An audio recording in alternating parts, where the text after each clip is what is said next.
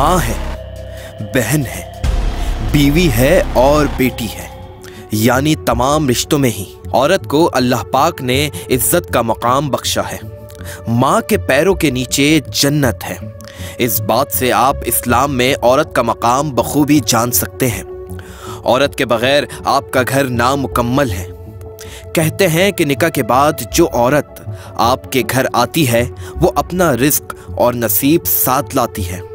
गोया औरत हर रूप में ही अल्लाह पाक की एक बहुत बड़ी नेमत है। मगर अफसोस की बात यह है कि आज के इस जदीद दौर में भी हव्वा की बेटी को जुल्म और सितम का निशाना बनाया जा रहा है। आए दिन डोमेस्टिक वायलेंस के केसेस हम सोशल मीडिया पर देखते रहते हैं। बात करें अगर अंदरूने सिंध और पंजाब की, तो वहां पर लोगों ने अपना ही एक कानून बनाया हुआ है जिसमें हर चीज का फैसला वो खुद कर लेते हैं, जो कि कानूनन जुर्म है। इन इलाकों में ना तो खवातीन की कोई सुनने वाला है और ना ही उन्हें कुछ बोलने का हक है। सिंध और पंजाब में कारोकारी के नाम पर अब तक हजारों कत्ल हो चुके हैं, जिसमें महज सिर्फ पसंद की शादी या इल्जाम लगने पर औरत का गैरत के नाम पर कत्ल कर दिया जाता है। जिरगों में ऐसे फैसले किए जाते हैं जिनकी कोई कानूनी हैसियत नहीं होती। अगर कोई मर्द सिर्फ इतना कह दे कि मेरी बीवी कारी है, तो जिरगा इस मर्द की सुनेगा और बगैर किसी सबूत उस औरत को मौत की सजा सुना दी जाती है। जरा आप खुद सोचिए, ये कौन सी मर्दानगी है और कौन सा इंसाफ का तकाजा है। जहालत की इंतहा ये है कि इस फैसले पर पूरा जिरगा इत्तेफाक करता है। पुलिस कई गिरफ्तारियां कर चुकी है, मगर आज भी कारोकारी के वाकयात रुक न सके। आज से कुछ अरसे कबल सूबे पंजाब रायवंड के इलाके में एक भाई और उसके एक साथी ने गैरत के नाम पर अपनी बहन को उसके शौहर के साथ मौत के घाट उतार दिया। तो आया था तर्ज जब तुम मार रहे थे। हमने बच्चों का कोई गुनाह नहीं इसमें। बच्चों के तो माँ बाप ही चले गए। तो सर ये भी देखे ना, मेरा वाला साहब 4.5 साल मंजी में पड़ा रहा, बीमारी से वजह से हुआ। ये तुम्हारी बहन चली गई? जी, मेरा वाला साहब दुनिया से चले गए, कब्र में जाके हो गए। 2 बहनें लग गया, एक नहीं लग गया, 2 लग गया था। तो तुम इसके साथ कैसे मिले? ये तुम्हारा प्लान था? दोनों में से प्लान किसका था कि बदला लेना है? सर प्लान तो साथ में बन गया था। अगर हमने वो ये कहा था कि वो माफ़ी सिर्फ मांग ले और इससे ज़्यादा हम कुछ नहीं चाहते थे। तो घर की बात कोई उसका पीछा कर रहे थे या अचानक आ गया? रैकिंग की थी। हाँ जी, रैकिंग की थी। तुम लोगों को पता था कि यहाँ से गुजरेगा और फिर इस टाइम पे मारेंगे? नहीं, ये नहीं पता था कि यहाँ से गुजरेगा। ये काफ़ी दिन रैकिंग की है, उसके बाद पता चला है कि ये यहाँ पे रहते हैं। वो रैकिंग करने के दौरान उसके घर का पता किया मैंने। उसके बाद भाई को बताया मैंने, इस तरह ऐसा मसला है। तो तुम्हारी अपनी शादी हुई है? नहीं सर। तुम्हारी हुई भी शादी? जी नहीं। अभी तुम लोग तो फिर हो तो गए ना, मुजरिम तो हो गए, अब ज़ाहिर सजा भी मिलेगी। जी सर, वो तो है। तो थोड़ा अगर ठंडे दिमाग से सोच के कोई और हल निकाल ले। गैरत के नाम पर कत्ल, आखिर किस बुनियाद पर? दुनिया का कोई भी कानून हमें इसकी इजाजत नहीं देता, लेकिन हमारे माशरे में कुछ ऐसे लोग हैं जो ना तो दुनिया के कानून को मानते हैं और ना इस्लाम के कानून को। कारोकारी एक ऐसा मसला जो अरसे दराज से चलता चला आ रहा है। इसके बहुत से वाकयात रिपोर्ट हुए। आइए आपको कुछ दिखाते हैं। आज से कुछ अरसे कबल एक शख्स ने अपनी बीवी को कारोकारी के नाम पर मार दिया, जिसे पुलिस ने बड़ी महारत के साथ पहले गिरफ्तार किया और फिर उससे खुफिया कैमरे पर इकबाल जुर्म भी करवा लिया। जी नाज़रीन, अभी आपने देखा कि किस तरह SHO गुलाम मुस्तफ़ा साहब ने एक ट्रिक आजमाई और उस ट्रिक के बाद ये जो मौसूफ थे इन्होंने अपना इकबाल जुर्म भी किया और उनको कोई बड़ा फ़ख्र महसूस हो रहा है इस चीज़ में कि इन्होंने किसी खातून को मार के बड़े मर्दानगी का काम किया। सबसे पहले तो जी आपके हार उतार लें हम, क्योंकि आपने कोई ऐसा काम नहीं किया है कि आपको कोई हम इसमें इनाम दें। क्या नाम है? जी से मंजूर अहमद। मंजूर अहमद, क्या करते हो तुम? हम होटल का काम करते हैं सर। किसका? होटल का काम करते हो। क्या हुआ था तुम्हारी बेगम के साथ? बेगम साहब भाग गई सर, उधर गए थे देखने अपनी माँ की, उधर से दवाई लेने गई, 1 महीना चला गया, फिर आया, हमने मार दिया चाची के लड़के ने।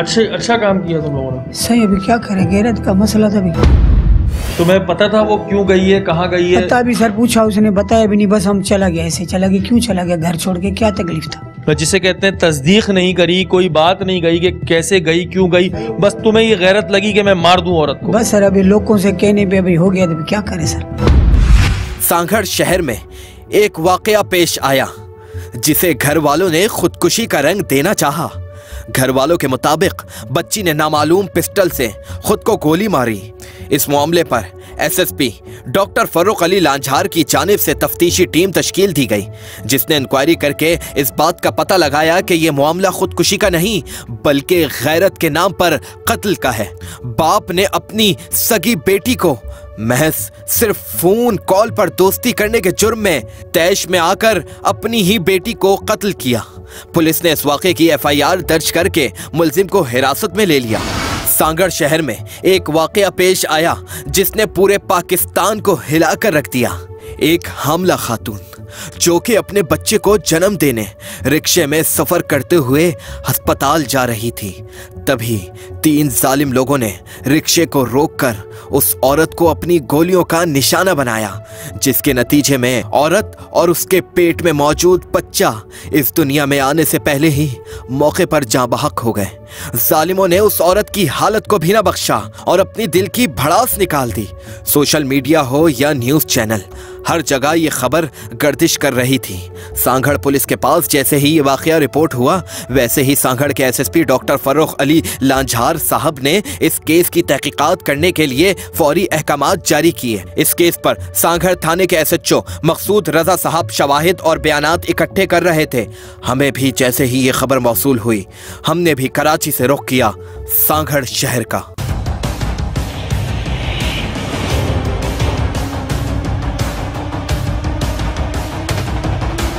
चारों तरफ से घेरा हुआ है आपको। खबरदार खबरदार खबरदार, हैंड्स अप। आगे जी, मंदिर आगे, हाथ में आगे, बिल्कुल।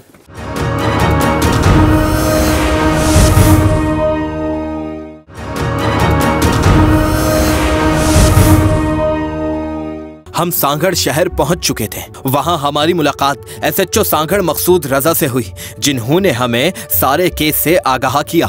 जो शवाहिद इकट्ठे किए गए थे उनकी बिना पर मुल्जिमान का तयन हो चुका था। इन्फॉर्मर ने इन्फॉर्मेशन दी है कि बेनज़ीर जो कत्ल केस में आज 5वां दिन है, मुसलसल कोशिश में लगे हुए थे, तो उसके जो कातिल हैं कहीं छुपे हुए हैं। बिल्कुल होशियारी से काम लेना है, कोई सुस्ती या काली नहीं करनी है, बिल्कुल उनको कार्डन ऑफ करना है और उनको अपने गिरफ्त में लाना है, ठीक है। मगर बात समझ से ये बाहर थी कि ना तो इस केस में बाप ना भाई मुलव्वस था। आखिर वो कौन लोग थे जिन्होंने ये जुल्म की दास्तान ढाई थी? बेनज़ीर जो है लड़की, उसके जो अवाकी ने अपना पीछे वाले उनके पीछे लगे हुए थे कि हमारे गैरत का मसला है, हम इससे कत्ल करेंगे। पहले भी इस पे हस्बैंड पे कुछ माह पहले उन्होंने अटैक किया था, उसको फायर वगैरह किए थे नवाज शरीफ को। वो मौजूदा तौर पे बच गए, गोलियां तो लगी हैं पर बहरहाल वो बच गए हैं। उसके बाद ये वाकया हुआ है कि रिक्शे से उतार के इसको बेदर्दी से कत्ल किया है हम लोगों ने। कितने, 3 बंदे हैं? जी जी, 3 बंदे हैं, बिल्कुल 3 बंदे। तो भी आपको इन्फॉर्मेशन है, इंशाल्लाह हमारे आज कामयाब होगी। हमारे इन्फॉर्मर ने यकीन दहानी करानी है कि आपको बिल्कुल वो बंदे मिलेंगे। आज इंशाल्लाह हम निकल रहे हैं, हम ऑपरेशन कर रहे हैं, इंशाल्लाह हम कामयाब होंगे। इन्फॉर्मेशन का मिलना था और सांगड़ थाने के एसएचओ अपनी टीम के हमरा उन मुल्जिमान को गिरफ्तार करने के लिए निकल पड़े। जी नाज़रीन, इस वक्त हम लोग सांगड़ थाने में मौजूद हैं और गैरत के नाम पर भी एक बड़ा दर्दनाक कत्ल हुआ है, बड़ी बेदर्दी से कत्ल किया गया है। कातिल ने जो है वो एक हामला खातून को उसके रक्शे से उतार के गोलियां मारी हैं और उसके नतीजे में वो खातून जो है वो इस दुनिया चली गई। उसके 3 बच्चे और हैं जो हमें अब तक मालूम पता चला है। बड़ा अफसोस होता है इस तरह की चीज़ें देखिए कि जी गैरत के नाम पे कत्ल कर दिए जाते हैं, औरतों को अपना एसेट समझा जाता है। और इस वक्त सांगड़ की पुलिस यहाँ से निकल रही है एसएचओ साहब की सरबराही में, और अभी हम उस लोकेशन पर पहुँचेंगे और कोशिश करते हैं उन मुल्ज़िमान को अपनी गिरफ्त में लें। रात की तारीकी में इस जगह का रुख किया जा रहा था जहां पर मुल्जिमान की मौजूदगी की इंफॉर्मेशन थी।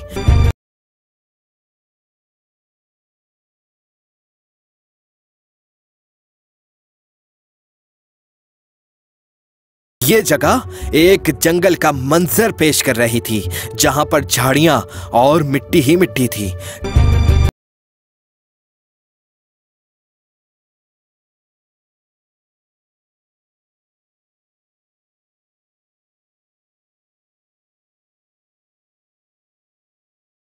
कई देर के बाद हम मुश्किल रास्तों से गुजरते हुए इस मकाम पर जा पहुंचे।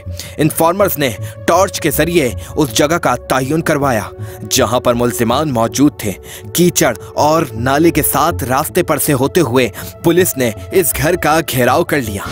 SHO मखसूस साहब की सरबराही में, और इस वक्त शदीद अंधेरा हो रहा है यहाँ पर। मैं आपको बता दूं कि काफ़ी अंदर का एरिया है। चलो शाबाश, कंफर्म हो गए, रेडी अप, शाबाश, आ जाओ। वो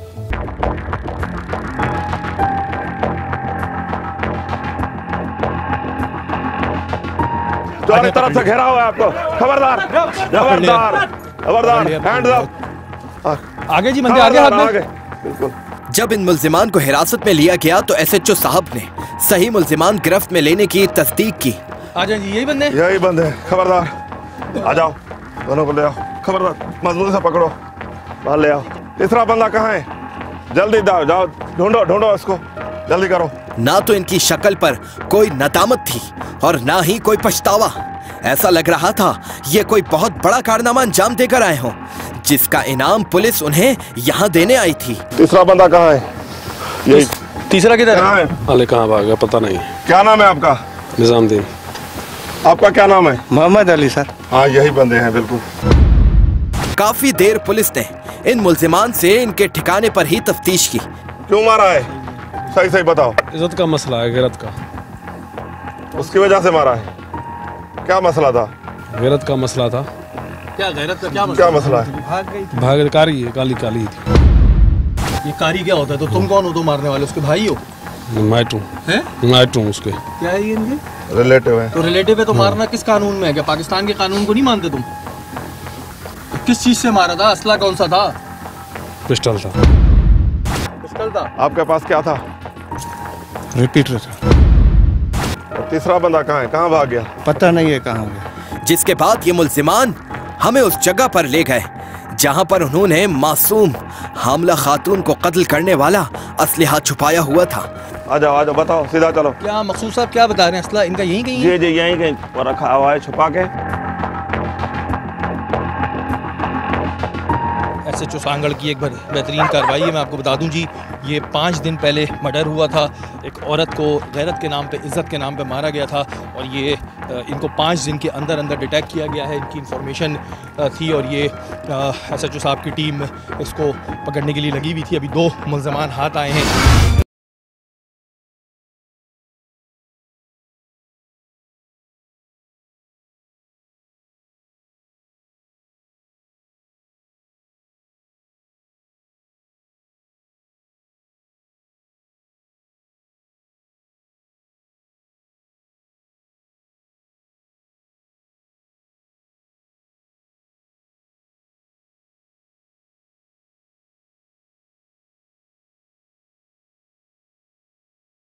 सारी चीजें बरामद करने के बाद पुलिस ने मुल्जिमान को असलहे समेत थाने मुंतकिल कर दिया।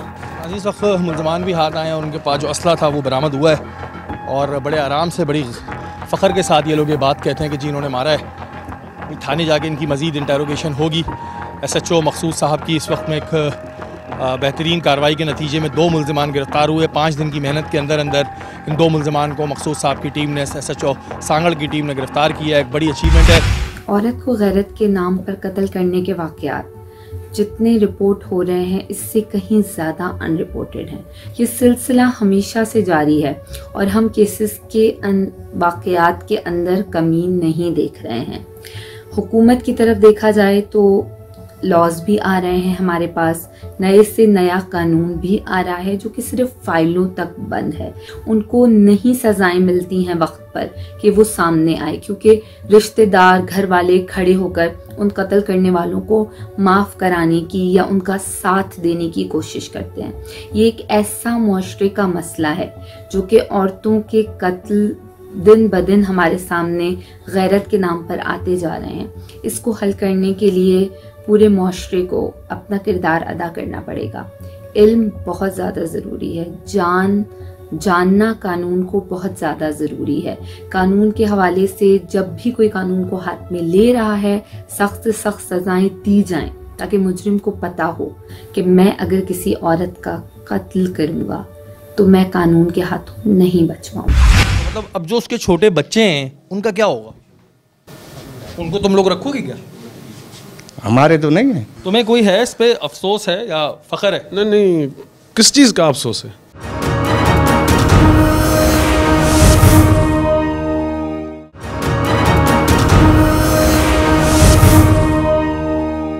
इन मुल्ज़िमान को देखकर हमें बहुत गुस्सा आ रहा था, क्योंकि इन्होंने ना सिर्फ उस औरत को और उसके पैदा होने वाले बच्चे को कत्ल किया था, बल्कि साथ साथ उस औरत के जो पहले से 3 बच्चे मौजूद थे उन्हें यतीम बना दिया था।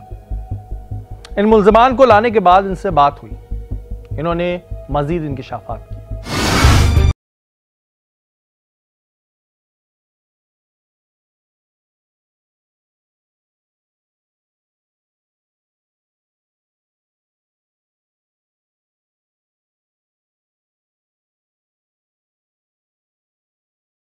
थाने आने के बाद इन मुल्जिमान से मजीद तफ्तीश की गई। जी नाज़रीन, अभी आपने कार्रवाई देखी और SHO सांगड़ की टीम ने उन 2 मुल्जिमान को जो है गिरफ्त में ले लिया, जिन्होंने गैरत के नाम पे, सो कॉल्ड गैरत के नाम पर एक औरत का कत्ल किया। उसके अलावा एक मुल्जिमान जो है फरार है। क्या नाम है तुम्हारा? निज़ामुद्दीन। निज़ामुद्दीन। निज़ामुद्दीन। तुम्हारा नाम क्या है? मोहम्मद अली। मोहम्मद अली। क्यों मारा तुमने उसको? गैरत से। क्या गैरत? वो काली थी। काली क्या थी? और से शादी के भाग गई। कितने अरसे पहले भागी थी? 7-8 साल हो गए थे। 7-8 साल। हाँ। उस औरत के कोई बच्चे थे? जी 3 बच्चे भी हैं उसके। 3 बच्चे थे। तुम्हें पता था कि उस वक्त वो माँ बनने वाली थी, वो हामला थी? नहीं पता नहीं। तुमने रक्षे से उतारा, तुम्हें पता कैसे चला? पीछे लगे हुए थे तुम लोग? जी हाँ। तो फिर जब तुम्हें पता चला फिर तुमने क्या किया? रक्षा रोका? जी हाँ। फिर उसके बाद वो फायर किया। कितने फायर किए? 2 फायर किए।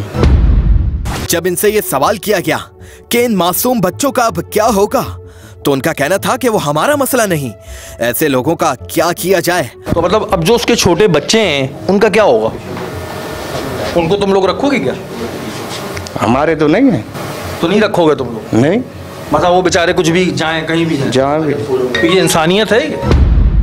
उनके मुताबिक ये उस औरत के दूर के रिश्तेदार थे, जिन्होंने 8 साल बाद इस औरत का ताक़ुब करके उसे गैरत के नाम पर कत्ल किया। उसके क्या रिश्तेदार लगते हो? रिश्तेदार हूँ। क्या रिश्तेदार हो? कहाँ के? दूर के हो, करीब के हो? दूर के। दूर के हो जी। तो तुम्हें क्या इतना प्रॉब्लम था? उसके घर वालों ने तुमसे कहा था जब दिखे मार देना? उस घर वालों ने तुमसे कहा था कुछ ऐसा? ये हमारी कौम का था मसला। नहीं, तुम्हारी कौम का मसला था। कौम तो पूरी एक है, तुम और मैं एक ही कौम के, अलग कौम के नहीं है, हम सब एक कौम के। तो ये कौन सा मसला आया कि जब तुम्हारा मसला नहीं, तुम्हारा लेना देना नहीं, तुमने औरत को मार दिया? तुम्हें भी यही था मसला, कौम का? हाँ, यही कौम का मसला है बस। तुम क्या लगते हो उसके? रिश्तेदार हूँ। रिश्तेदार? क्या करीबी? दूर के? दूर के हूँ। दूर के हो तो तुम लोग आपस में रिश्तेदार हो दोनों? हाँ। दोस्त हो या रिश्तेदार हो? और रिश्तेदार हूँ। क्या रिश्ता है तुम्हारा इससे? ये मेरे ताए का बेटा है। और तीसरा बंदा वो कौन था? वो तीसरा बंदा दूसरा था। वो भी रिश्तेदार? हाँ, रिश्तेदार। वो भी रिश्तेदार है। तो तुम ये बताओ ना मुझे, इस बात का जवाब दो कि क्या मिला उसको मार के? क्या मजा क्या आया? नहीं मजा क्यों क्या आ गया? मजा नहीं आया। ये इज्जत का मसला है, गैरत का मसला है। उसके शौहर को भी तुम लोगों ने गोलियां मारी थी? नहीं। पकड़े यही लोग गए थे ना? हाँ, पकड़े गए थे और अभी जेल से छूट के आ गए हैं। अभी जेल से छूट कर आए हो? जामिन पे चल रहे हैं, बेल हुई है इनकी, अभी केस चल रहा है, ट्रायल, कोर्ट ट्रायल में। और उसके बाद तुमने एक और आके उसको मार दिया। तो ये इन्फॉर्मेशन किस तरह मिलती है? मतलब उसका पीछा कितने टाइम से कर रहे थे? क्या कर रहे थे? 7-8 साल। नहीं, अभी तुम्हें रक्षे का कैसे पता चला कि वो रक्षे में आ रही है? वो 7 साल तो पता ही नहीं था कहाँ थी। जब वो अपने घर में आए थे, घर हमारे घर के नज़दीक थे, 1 किलोमीटर का मुफासला था। अच्छा। हाँ। ना इन मुल्जिमान को किसी बात की शर्म थी, ना ही कोई नदामत। अफसोस है? नहीं है? जो नहीं है तो बोलो, नहीं है तो है। अफसोस नहीं है। अफसोस नहीं है। तुम्हें कोई है इस पे अफसोस है या फख्र है? नहीं, किस चीज़ का अफसोस है? बहरहाल जी, ये एक फरसूदा निज़ाम है, लेकिन यहाँ पे इनकी टीम को ये शाबाश है कि इन्होंने 5 डेज़ के अंदर इनको जो है वो ना सिर्फ पकड़ा, और आप देख रहे हैं कि इनको कोई प्रॉब्लम नहीं है, कुछ नहीं है, क्योंकि इनकी जो ब्रिंगिंग हुई है वो यही हुई है। तो ज़ाहिर है जब देखते चले आते हैं निज़ाम को, लेकिन इस निज़ाम को चेंज करना है, इसको बदलना है। यही लोग थे जो पहले भी उस केस में गए थे, लेकिन फिर बेल लेकर आ गए, बेल लेकर आके इन्होंने फाइनली अपना ये काम कर दिया। हमारे मुआशरे से ये सब चीजें कब खत्म होंगी, ये एक सवाल था। इन मुल्जिमान पर मुकदमा दर्ज करके उन्हें जेल की सलाखों के पीछे धकेल दिया गया।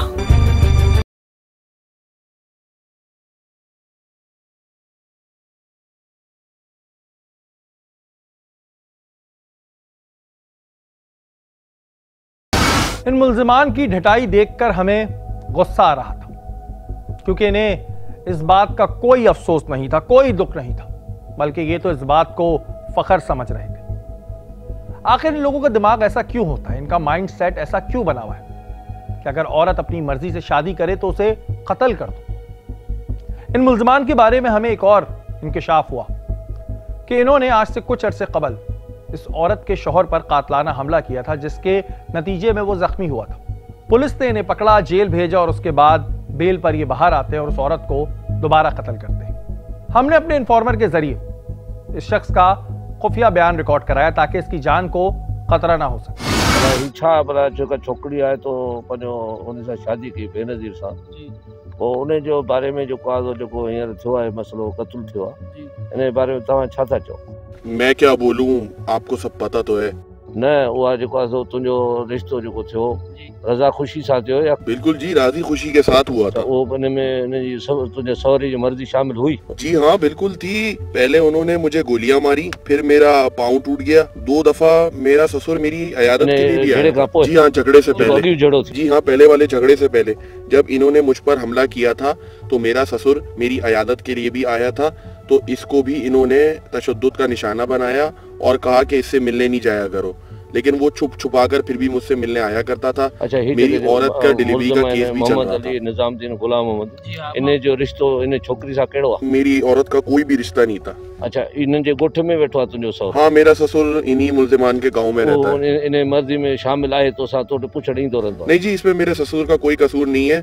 मेरा ससुर मेरे पास आता जाता था और फोन पर मुझसे राब्ते में भी रहता था। पोइ ही जेको आहे उन रात ही पंहिंजो डिलीवरी केस लाव्या पे पोइ वाक़ियो पेश आयो? जी हाँ, ये पहले से छुप कर बैठे थे, बाद में मेरी बीवी को चिंची से उतारकर इन्होंने गोलियां मारी। ये किसी हवाले से भी चीज़ काबिल कबूल नहीं है, ना मजहबी हवाले से, ना हमारे जो माशरती इक़दार हैं उसके हवाले से।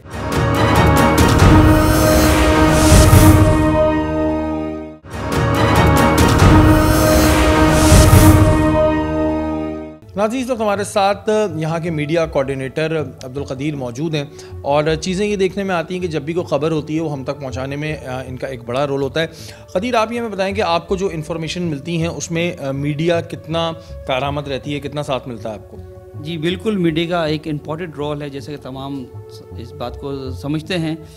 और साफ़ी बिरादरी हमारी खासकर सांगड़ डिस्ट्रिक्ट की बहुत एक्टिव है, बहुत एजुकेटेड है। जैसे ही कोई मसला, ज़ाहिर है पुलिस हर जगह मौजूद नहीं होती, हमसे पहले पुलिस से पहले जो है साफ़ी पहुँचे हुए होते हैं, ये हमसे ताउन करते हैं और उसको बर वक्त फिर SSP सांगड़ जो है इंक्वायरी बिठा के और उसको जो है कार्रवाई का हुक्म देते हैं। अच्छा, ख़ास तौर पर अगर हम बात करें कारोबारी के हवाले से, तो उसमें कई दफ़ा ऐसा भी सुनने में आया है कि मीडिया की जानिब से आप लोगों के पास खबर आती है कि इस जगह कारोबारी हो चुकी है, इस शख्स के साथ ये ज़्यादती हो गई।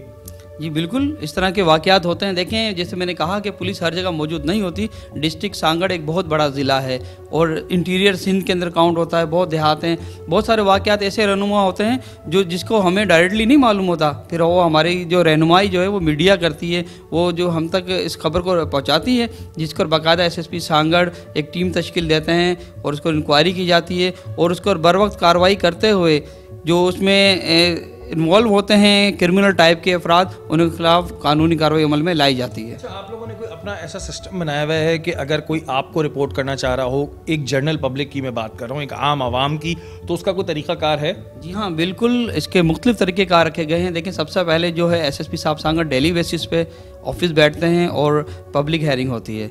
सेकंड ये होती है, हमारे 2 ऑफिस और भी बनाए हुए हैं जिसमें women and child protection cell है, जिसमें ख़वातीन के हवाले से अगर कोई किसी को मसला है, कोई ब्लैकमेलिंग है, कोई हरासमेंट है, तो राजदारी के साथ वहाँ पे फीमेल स्टाफ बैठा है, वो बहुत ही पेशा वराना तरीके से वो अपनी ड्यूटी सर अंजाम दे रहे हैं। उसके अलावा सोशल मीडिया, जिसको और SSP सांगड़ डॉक्टर फ़ारूक साहब की खुसूसी हिदायत के ऊपर हमने एक टीम तश्कील दी है और मीडिया सेल SSP ऑफिस में कायम है। व्हाट्सअप पर, इंस्टाग्राम पर, ट्विटर पर और फेसबुक पर बेतहाशा लोग हमसे कांटेक्ट करते हैं और मैं समझता हूँ कि अब जो हम काम कर रहे हैं, क्योंकि डिजिटल दौर चल रहा है, मीडिया का दौर चल रहा है, हमें बहुत सपोर्ट मिलती है उनसे।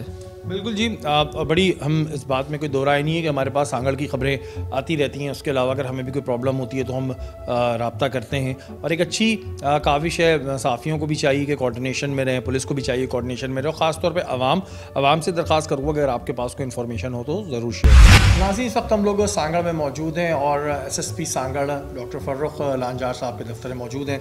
ऑनर किलिंग के हवाले से हम आए दिन पूरे पाकिस्तान में कहीं ना कहीं कुछ ना कुछ खबरें सुन रहे होते हैं। अभी एक वाक़या सांगड़ में पेश आया है कि जब एक हामला खातून को रक्षस उतार के गोलियां मार दी गई, और उसके बाद पुलिस ने विदिन 5 डेज़ उनके जो मुल्ज़िमान हैं उनको भी पकड़ लिए। इस हवाले से बात करेंगे।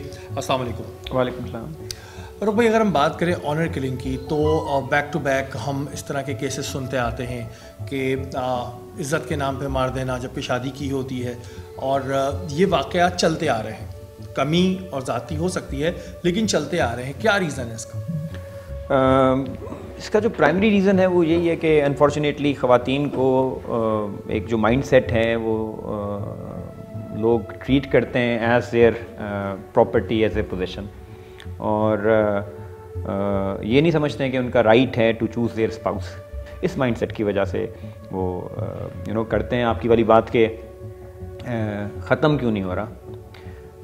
कमी आई है इसमें, कोई वो नहीं है, लेकिन अनफॉर्चुनेटली ख़त्म नहीं हो रहा। इसकी वजह सबसे बड़ी ये है कि कोई करारे वाक़ई सज़ा नहीं मिलती उनको। अगर सज़ा मिले, अगर एग्जाम्पलरी पनिशमेंट्स मिलें, और तो यकीनन इसमें आएगा। बिल्कुल जी, क्योंकि सज़ा बहुत ज़रूरी होती है। जो लोग भी ये काम करते हैं जो कि सरासर गलत है, उनके जहन में यही होता है कि जी हम जाएंगे तो शायद छूट जाएंगे, या सज़ा नहीं होगी, या जेल में ज़िंदगी गुजार लेंगे, जो कि गलत है। आते हैं इस केस की जानिब जहाँ पर एक हामला खातून को रक्षस उतार के गोलियाँ मारी गई। इसका थोड़ा सा हमें बताइएगा। इसमें खातून थी, बेनज़ीर नाम था खातून का। इसने आज से कोई 8 साल पहले अपनी पसंद की शादी की थी। खातून के 3 बच्चे भी थे, प्रेग्नेंट थी इस टाइम पर भी, चौथे बच्चे की डिलीवरी होने वाली थी। इनफैक्ट हॉस्पिटल ही जा रही थी अपने ससुर के साथ, तो वहाँ पर लोगों ने इंटरसेप्ट किया उसको रक्षस उतार के, और she was brutally murdered. Really unfortunate. और इसका जो इसमें आयरनी एक ये भी है कि कोई 1.5 साल पहले इसके शौहर के ऊपर भी हमला किया था इन्हीं लोगों ने। अच्छा, ये जो पकड़े गए, ये जो पकड़े गए हैं, और उसके बाद वो लोग भी गिरफ्तार हुए थे, और unfortunately with in a month उनकी ज़मानत हो गई। एक हम अक्सर सुनते हैं कि जी जिरगे ने फ़ैसला दिया, तो क्या जिरगे की कोई कानूनी हैसियत होती है? क्योंकि अक्सर हम ऐसी भी चीज़ें जिरगे की सुनते हैं जो हम सुन के कहते हैं ये फ़ैसला क्या हुआ, और लेकिन वो लोगों को पर ये होता है कि ये फ़ैसला मानना है। तो क्या जिरगे की कोई कानूनी हैसियत है? देखें, जो जिरगे के फ़ैसले हैं सुप्रीम कोर्ट ने उस पर बैन किया हुआ है, तो उसके हिसाब से वो इलीगल हैं, और उसके बैन होने के बाद उसमें काफ़ी कमी भी आई है। अब उस तरह के आपको नहीं मिलते हैं जो एक ज़माने में था कि जिरगे हो रहे हैं बड़े पैमाने पे, और उसमें इस तरह के कोई हो रहे हैं। फ़ारूक, इधर एक सवाल ये बनता है कि जैसे कोई बंदा मर जाता है, इसकी ऑनर किलिंग में कोई खातून को मार दिया जाता है, उसके बाद मुद्दई आप किसको बनाते हैं? स्टेट बनती है या उनकी फैमिली? क्योंकि अगर फैमिली ये कह दे कि मैं माफ़ कर रहा हूँ तो फिर माफ़ हो जाता है। आपने बड़ा अच्छा सवाल किया। इसमें बहुत सारे केसेस में हम लोग मुद्दई सरकार को बनाते हैं, स्टेट को बनाते हैं, और दूसरा साथ में हम लोग जो इसका सेक्शन है 311 वो भी हम इस पे लागू करते हैं। तो 311 के बाद वो कंपाउंडेबल नहीं रहता, यानी काबिले राज़ीनामा नहीं रहता। और अदालतों से भी दरख्वास्त करूँगा कि ऐसे मुल्ज़मान के लिए भी कुछ जल्द से जल्द इनके ऊपर, जिसे कहते हैं ना 3 महीने के अंदर फ़ैसला होता है, ATC के अंदर 3 महीने में होता है, तो इनके जल्द से जल्द इनको सज़ा मिलनी चाहिए ताकि एक खौफ पैदा हो, क्योंकि ये चीज़ वरना ख़त्म कभी नहीं होगी। ठीक है, कमी लाने की कोशिश करते हैं, पुलिस अपने तौर पर काम कर रही होती है, लेकिन इनको सज़ाओं की सख्त ज़रूरत है। कोई मैसेज आप देना चाहते हो? देखें, कारोकारी के हवाले से हम लोग बात कर रहे हैं, बहुत ही अनफॉर्चुनेट इंसिडेंट है। मतलब 3 बच्चों की माँ, उन बच्चों का कौन ख्याल करेगा इस खातून बेचारी के मरने के बाद? मतलब कहा जाता है कि जिसने एक इंसान को कत्ल किया उसने गोया पूरी इंसानियत को कत्ल किया। और ये किसी हवाले से भी चीज़ काबिल कबूल नहीं है, ना मजहबी हवाले से, ना हमारे जो माशरती अक़दार हैं उसके हवाले से। और ये एक जाहिलाना टाइप की, फरसूदा टाइप की एक वो सिर्फ सोच का एक वो है, इससे बाहर निकलना चाहिए। और हमें सोचना चाहिए कि यार हम गलत काम, जो लोग ये काम करते हैं उन्हें सोचना चाहिए कि ये गलत काम करते हैं। और जिस तरह मैंने कहा कि बहुत सारे केसेस में उनके सगे भाई या उनके पेरेंट्स नहीं होते हैं, क्योंकि ज़ाहिर उनकी बेटी है, उनकी बहन है, उनको जो तीसरे बंदे जिनका कोई ताल्लुक वास्ता इतना डायरेक्टली नहीं होता वो इस तरह की हरकतें करते हैं। तो this is really unfortunate. Thank you so. एक इंसान का कत्ल यानी पूरी इंसानियत का कत्ल होता है। आखिर कब तक हव्वा की बेटी को गैरत के नाम पर भेंट चढ़ाते रहेंगे? आखिर कब तक औरतों के साथ ये जुल्म चलता रहेगा? आखिर क्यों इनकी नजर में औरत अपनी पसंद से शादी नहीं कर सकती? क्या इसकी वजह यह है कि इन्हें सजाएं नहीं होती हैं, ये लोग बाहर आ जाते हैं? अगर हमें अपने माशरे से सोच को बदलना है तो हम सबको मिलके कुछ करना होगा, जिसकी शुरुआत हम आज से करते हैं। सोचना है आपको।